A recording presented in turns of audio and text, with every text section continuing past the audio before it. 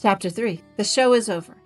We should just ask the question that the materialists hope we would not ask and therefore see behind their curtain. What is this immaterial that they claim does not exist?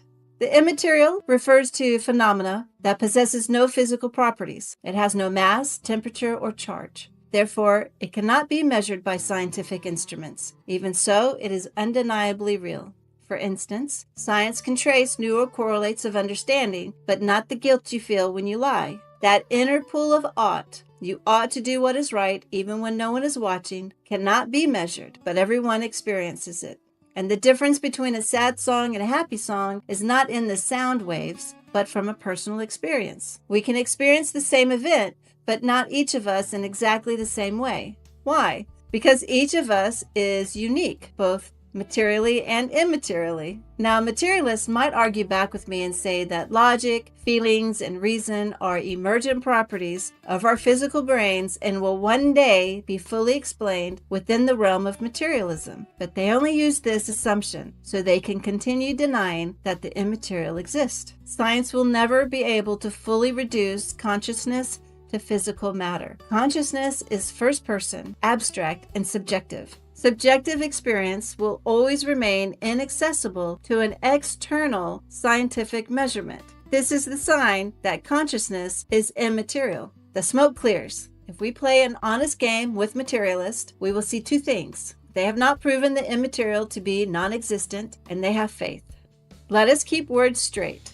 Faith and belief are the same. They both rest on evidence and both require trust. Also, instead of rigging the evidence, we should recognize evidence in all its forms. The material, what can be measured, and the immaterial, logic, testimonial, experiential, and moral. Science will never have evidence for the immaterial. So when they claim that the immaterial does not exist, this qualifies them as having belief without evidence. Materialists may say, absence of evidence is evidence when evidence should be expected. But we need to remember that they have made it impossible for the immaterial to be considered as evidence. It is like searching for a whale inside a teacup, and when no whale appears, then they declare that whales do not exist. But yes, I agree, absence of evidence is evidence when evidence should be expected. If the immaterial is real, then evidence of it should appear, and it does. The immaterial is woven through every act of logic, every moral choice, and every awareness of self. What is revealed?